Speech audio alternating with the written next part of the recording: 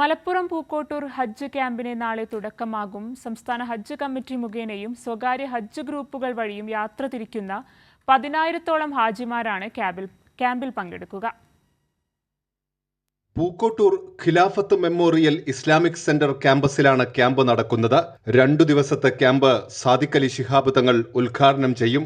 മുൻ കേന്ദ്ര ഹജ്ജ് കമ്മിറ്റി അംഗം അബ്ദുസ്സമദ് പൂക്കോട്ടൂരാണ് ക്യാമ്പ് നയിക്കുന്നത്.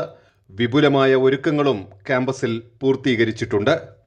ഒരു ഹാജി പൂക്കോട്ടിൽ വന്നിറങ്ങിയാൽ ഈ ക്യാമ്പിലേക്ക് അവരെ കൊണ്ടുവരാനും തിരിച്ച് അവരെ താമസ സ്ഥലത്തേക്ക് കൊണ്ടുപോകാനും ആ താമസ സൗകര്യത്തെ അവരെ പരിചരിക്കാനും എല്ലാറ്റിനും വണ്ടിയന്മാർ, വനിതകളും പുരുഷന്മാരും എല്ലാ സംവിധാനങ്ങളും ഇവിടെ ഒരുക്കിയിട്ടുണ്ട്.